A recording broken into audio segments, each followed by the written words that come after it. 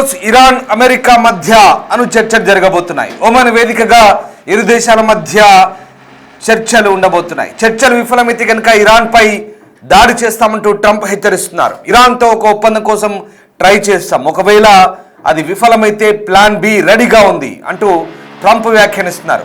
ఖమేనీకి దెబ్బతినడం ఖాయమంటూ హెచ్చరిస్తున్నాడు. Iran చుట్టూ ఇప్పటికే యుద్ధ విమానాలను మోహరించారు. నిఘా విమానాలతో పాటు అదనపు దళాల రాక కూడా కొనసాగుతోంది. ఇరాన్తో చర్చలు సఫలమైతే బంగారం, వెండి ధరలపై కూడా ప్రభావం ఉండే అవకాశం ఉంది. యుద్ధ భయాలు వీడితే స్టాక్ మార్కెట్ కూడా పెరిగే ఛాన్స్ ఉంది. మరోవైపు ఇరాన్ అమెరికా చర్చలు కనుక విఫలమైతే పశ్చిమాసియాలో మళ్ళీ ఏం జరగబోతుందనే టెన్షన్లు ప్రారంభమవుతున్నాయి. ఒకవేళ చర్చలు కనుక విఫలమైతే ఖచ్చితంగా ఇరాన్పై అటాక్ చేసేందుకు ఏ మాత్రం వెనకడుగు వేయమంటూ అమెరికా చెప్తుండడం పరిస్థితికి మరింత అద్దం పడుతోంది. మరి ఏం చేయబోతోంది? అమెరికా ప్లాన్ బితో రెడీగా ఉందని చెప్తున్న నేపథ్యంలో ఎలాంటి పురోగతి ఉంటుంది, చర్చల్లో ఏ రకంగా సాగుతాయనేది ఇప్పుడు టెన్షన్ కొనసాగుతోంది. మీరు చూస్తున్న దృశ్యాలు డిస్టర్బింగ్ కంటెంట్. గల్ఫ్ ప్రాంతంలో సముద్ర తీరంలో యుఎస్ఎస్ అబ్రహం లింకన్ వాహక నౌక అది గత నెల రోజుల క్రితమే ఆ ప్రాంతంలో మోహరించింది. దాంట్లో యుద్ధ నౌకలున్నాయి. ఇప్పటికే ఇరాన్కు గురిపెట్టి అవన్నీ కూడా ఎప్పుడు యుద్ధం జరిగినా ఇరాన్పై దాడి చేసేందుకు మోహరించున్నాయి. ఇక ఇవాళ ఒమన్ వేదికగా ఇరాన్ అమెరికా మధ్య చర్చలు ప్రారంభం కాబోతున్నాయి. ఈ చర్చలో ఇరు దేశాలు ఎలాంటి నిర్ణయం తీసుకోబోతాయి అనేది అంత ఆసక్తికరంగా చూస్తున్నారు. ఈ క్రమంలో white house press secretary Karoline leave it సంచలన ప్రకటన చేశారు. ఒకవేళ చర్చలు ఫెయిల్ అవుతే అవసరమైతే బల ప్రయోగానికి కూడా సిద్ధమంటూ తమ దేశ అధ్యక్షుడి మనసులో మాటను కరోలిన్ లివిట్ బయటపెట్టారు. ట్రంప్ దానికి కూడా వెనుకాడరంటూ ఆమె చెప్పారు. ఇక ఈ నేపథ్యంలో ప్రస్తుతం ఒమన్ చర్చల్లో ఇరాన్తో ఒక ఒప్పందం కుదుర్చుకోవడం కోసం ట్రంప్ ఎదురుచూస్తున్నారు. అణురహిత ఇరాన్ డిమాండ్కు తాము కట్టుబడి ఉన్నామన్నారు. ఈ క్రమంలోనే దౌత్యం సాధ్యం కాకపోతే ట్రంప్కు మరిన్ని ఎంపికలు ఉంటాయంటూ హెచ్చరిస్తున్నారు. దీంతో చర్చల నేపథ్యంలో Iran supreme leader Ayatollah Ali ఖమేనీకి ట్రంప్ గట్టి హెచ్చరికలు ఇచ్చారు. ఖమేనీ కలత చెందక తప్పదంటున్నారు. ఇదిలా ఉంటే రెవల్యూషనరీ గార్డ్స్ స్థావరంలోని అండర్ గ్రౌండ్లో టెహ్రాన్ దీర్ఘశ్రేణి ఖుర్రామ్ షెహర్ 4 క్షిపణులను మోహరించిందంటూ స్థానిక మీడియా కథనాలు చెప్తున్నాయి. అమెరికాకు చెందిన వాహక నౌకలు, యుద్ధ నౌకలు, నిఘా విమానాలతో పాటు అనేక మంది అదనపు దళాలు ఈ ప్రాంతంలో ఇప్పటికే మోహరించారు. ఇరాన్ ప్రభుత్వానికి వ్యతిరేకంగా జరిగిన అల్లర్లలో వేలాది మంది ఆందోళనకారులు ప్రాణాలు కోల్పోయారు. దీనిపై ట్రంప్ చాలా సీరియస్గా ఉన్నారు. ఆందోళనకారులకు ఏమైనా జరిగితే తాము జోక్యం చేసుకుంటామంటూ ఇప్పటికే టెహ్రాన్ హెచ్చరించారు. ఈ క్రమంలో అమెరికా యుద్ధ నౌకలను ఆ దేశం దిశగా పంపించడం ఉద్రిక్తతను మరింత పెంచింది. ఆ తర్వాత చర్చలకు ఇరు దేశాలు అంగీకరించాయి. ఇవాళ ఒమన్ వేదికగా జరగబోతున్న ఇందులో చర్చలతో పాటు మరికొన్ని విషయాలపై కూడా సమాలోచన జరపాలని టెహ్రాన్ భావిస్తోంది. ఈ నేపథ్యంలో మరి చర్చల ఫలితం ఎలా ఉంటుంది? ఈ నేపథ్యంలోనే ప్రస్తుతం అందరి దృష్టి ఈ చర్చలపైనే ఉంది. ఇక మరీ ముఖ్యంగా ఇప్పుడు అమెరికా గనుక చర్చలు విఫలమైతే దాడి చేసేందుకు సిద్ధంగా ఉన్నాయన్న వార్తల నేపథ్యంలో ప్రస్తుతం ఈ ప్రాంతం అంతా కూడా మళ్ళీ ఉద్రిక్తత చోటు చేసుకునే అవకాశం ఉన్న నేపథ్యంలో ప్రస్తుతం అంతా అలర్ట్గా ఉన్నారు. మరీ ముఖ్యంగా అమెరికా యుద్ధ నౌకలు మోహరిస్తోంది. గల్ఫ్ దేశాల నుంచి వస్తున్న రిక్వెస్ట్ నేపథ్యంలో అమెరికా కొంత ఆలోచనలో పడ్డది. కానీ ప్రస్తుతం ఆ ప్రాంతం అంతా కూడా ఎప్పటికైనా అటాక్ చేసేందుకు సిద్ధంగా ఉన్న పరిస్థితిలో మరి ఏం జరగబోతుంది? మా ప్రతినిధి శివ జైన్ అవుతున్నారు ఢిల్లీ నుంచి. శివ, ప్రస్తుతం అందరి దృష్టి కూడా ఒమన్లో జరుగుతున్న అమెరికా ఇరాన్ చర్చలపైనే ఉండబోతోంది. చర్చలు ఎలా ఉండబోతున్నాయి? చర్చలు ఫెయిల్ అయితే కనుక అమెరికాకు చాలా ఆప్షన్స్ ఉన్నాయని చెప్తున్నారు. డైరెక్ట్గానే వాళ్ళు అనౌన్స్ చేస్తున్నారు. సో చర్చలు విఫలమైతే మళ్ళీ మధ్యప్రాచ్యంలో ఈ యుద్ధం తప్పదనుకోవచ్చా? ఎలా ఉండబోతే అసలు చర్చల సారాంశం ఎట్లా ఉంటుంది? రైట్ రామ్, ఇప్పుడు ప్రపంచం చూపంతా కూడా అమెరికా ఇరాన్ వైపే ఉంది. ప్రపంచ దేశాలన్నీ కూడా రెండు దేశాల వైపు ఉత్కంఠగా ఎదురు చూస్తూ ఉన్నాయి. అయితే ఇరు దేశాల మధ్య ఎప్పుడైనా యుద్ధం రావచ్చనే సంకేతాలు ఇరు దేశాల అధినేతలు ఇస్తున్న నేపథ్యంలో అందరూ కూడా ఉత్కంఠగా ఎదురు చూస్తున్నారు. మరోవైపు రెండు దేశాల ప్రజలు మాత్రం తీవ్ర ఆందోళన వ్యక్తం చేస్తున్నారు. గతంలో జరిగిన దాడుల వల్ల ఇటు ఇరాన్ లో దాదాపు వేల సంఖ్యలో మృతి చెందారు, అనేక మంది ఆసుపత్రులు పాలయ్యారు. ప్రెసెంట్ అయితే ఇరు దేశాల మధ్య ఇరాన్ అమెరికా మధ్య అడ్డు చర్చలు అయితే కొనసాగుతున్నాయి. ఒమన్ దేశం వేదికగా ఇరు దేశాల మధ్య ఈ సంభాషణలు చర్చలు అయితే జరుగుతున్నాయి. ఒకవేళ చర్చలు విఫలమైతే ఇరాన్ పై దాడి చేస్తామంటూ కూడా ట్రంప్ వ్యాఖ్యలు చేస్తున్నారు. ఇరాన్ తో ఒక ఒప్పందం కోసం ట్రై చేస్తున్నాం, ఒకవేళ విఫలమైతే ప్లాన్ బి రెడీగా ఉన్నట్టు కూడా ట్రంప్ కొన్ని కీలక వ్యాఖ్యలు అయితే చేశారు. ఖమేనీని దెబ్బతీయడం ఖాయమంటూ కూడా దెబ్బతినడం ఖాయమంటూ కూడా హెచ్చరికలు జారీ చేస్తున్నారు. ఇక ఇరాన్ చుట్టూ ఇప్పటికే యుద్ధ విమానాలను అరేబియా సముద్రంలో యుద్ధ నౌకలను కూడా ట్రంప్ మోహరించారు.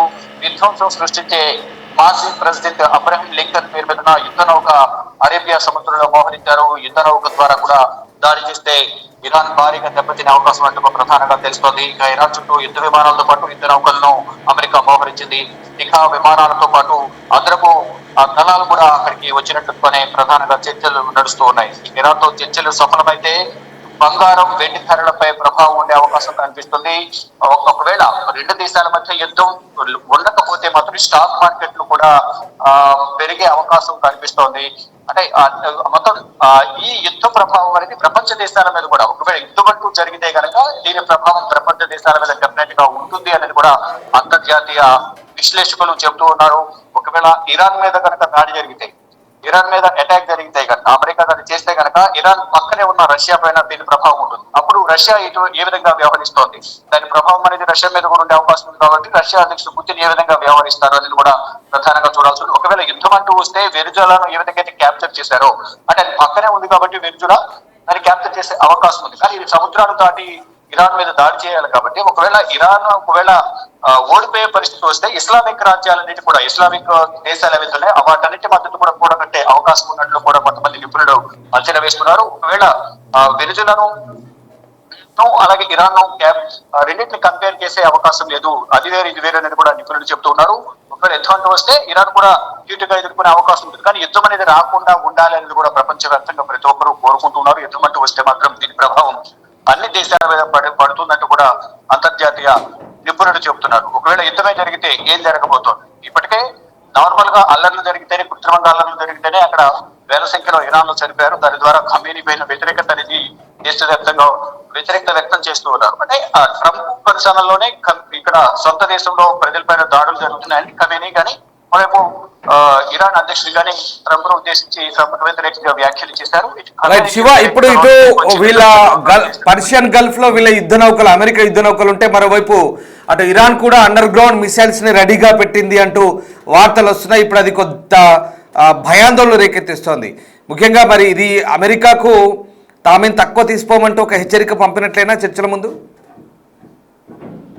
డెఫినెట్ గా, ఎందుకంటే ఇద్దరు కూడా ఎటువైపు నుంచి ఎవరు దాడి చేస్తారో అనే ఒక అనుమానం ఉన్న నేపథ్యంలోనే ఒకవైపు ఇటు అరేబియా సముద్రంలో యుద్ధ నౌకలను అమెరికా మోహరించింది, యుద్ధ విమానాలను, మరోవైపు మొత్తం అన్ని కూడా భద్రతా బలగాలని కూడా మోహరించింది. అట్ ద సేమ్ టైం వీళ్ళు కూడా సంసిద్ధంగా ఉండాలి. కాబట్టి ఒకవేళ వారు దాడి చేస్తే దాన్ని ఎదుర్కొనే విధంగా కూడా వీరు కూడా సిద్ధంగా ఉండాలి. కాబట్టి వీరు కూడా అండర్ గ్రౌండ్ లో మీరు చెప్పినట్టుగా మిసైల్స్ ను, యుద్ధ నౌకలను, యుద్ధ విమానాలు కూడా వీరు కూడా సిద్ధం చేసుకున్నారు. భద్రతా బలగాలు కూడా ఈ బోర్డర్స్ వరకు కూడా తరలించి వేచి చూస్తూ ఉన్నారు. ఇప్పుడు ఒమన్ దేశంలో ఏదైతే చర్చలు జరుగుతున్నాయి, అణు చర్చలు ఏవైతే జరుగుతున్నాయో ఆ చర్చలు విఫలమైతే మాత్రం డెఫినెట్ గా మేము దాడి చేస్తాము, ఖమేనీని లేపేస్తాము అనే వ్యాఖ్యలను కూడా ఇండైరెక్ట్ గా ఇటు అమెరికా వైట్ హౌస్ నుంచి కొన్ని సంకేతాలు అయితే వస్తున్నాయి. దానిలో భాగంగా యుద్ధానికి మేము సిద్ధమంటే కూడా వీరు సంసిద్ధంగా ఉన్నట్లు కూడా ఖమేనీ వర్గం చెప్తోంది. దానిలో భాగంగానే ఇరు దేశాలు కూడా ఇరు సరిహద్దుల్లో కూడా వారు యుద్ధం చేసేందుకు సిద్ధంగా ఉన్నారు. కానీ ప్రపంచ దేశాలు మాత్రం యుద్ధం అంటూ రాకూడదు, శాంతి చర్చలతో సమరసపూర్వకంగా ఉండాలి, యుద్ధం రాకూడదు. యుద్ధం వస్తే కనుక ప్రపంచ దేశాలపై దీని ప్రభావం కూడా చెప్తున్నారు. అంటే ప్రధానంగా చూసుకుంటే కనుక యుద్ధం వస్తే ఇరు దేశాలకు సంబంధించిన సైన్యం కానీ, ప్రజలు కానీ, సాధారణ ప్రజలపైన ఇది అంటే సాధారణ ప్రజలపై ఎక్కువగా దీని ప్రభావం అనేది ఉండే అవకాశం అయితే కనిపిస్తుంది. కాబట్టి యుద్ధం రాకూడదని అందరూ కోరుకుంటున్నారు. కానీ ఇప్పుడు చర్చలు జరుగుతున్నాయి, అణు చర్చలు. ఆ చర్చలు విఫలమైతే మా దగ్గర ప్లాన్ బి రెడీగా ఉంది, ఆ ప్లాన్ బి ని మేము ఇంప్లిమెంట్ చేస్తామంటూ ట్రంప్ చెప్తున్నారు. కానీ ఏం జరగబోతుంది అనేది మాత్రం అందరూ ఉత్కంఠగా, ప్రపంచ దేశాలని కూడా ఉత్కంఠగా అమెరికా ఇరాన్ వైపు చూస్తున్నారు. ఈ రోజు జరిగే చర్చలు సారాంశం బట్టి దాని ప్రభావం అమెరికా, ఇరాన్ ఎటువంటి నిర్ణయాలు తీసుకుంటారనేది కూడా చూడాల్సి ఉంది. Right, so thank you Shiva, thanks for the update. So మొత్తం మీద ఇక ప్రస్తుతం ఉన్న పరిస్థితుల్లో వెనిజులా మీద అటాక్ చేసినంత ఈజీ కాదు అమెరికాకి. ఎందుకంటే వెనిజులా మీద ఈజీగా అటాక్ చేసి అక్కడ ఆ అధ్యక్షుడిని బందీగా క్యాప్చర్ చేసి పట్టుకొచ్చారు. ఇరాన్ మీద అట్లా కాదు. ఇరాన్ మీద అటాక్ చేస్తే ఇరాన్ ఏం చూస్తూ ఊరుకోదు. ఇరాన్ కూడా బలమైన ఆయుధ సంపత్తి కలిగి ఉంది. ఇప్పుడు ఏంటి భయం అంటే మిత్ర దేశాలకు భయం అయితే చుట్టుపక్కల Dubai, Qatar, UAE. Dubai UAE అంటే ఒకటే అనుకోండి, అది అంతా అరబ్ ఎమిరేట్స్. జోర్డాన్లో ఉంది, కువైట్లో ఉంది, ఖతర్లో ఉంది air base, American air base. Problem ఏంటంటే వీళ్ళు కనుక అమెరికా అటాక్ చేయాలని డిసైడ్ అయితే కనుక ఇక ఇరాన్ ఊరుకుంటుందా? ఫస్ట్ ఇజ్రాయెల్ టార్గెట్ చేస్తుంది.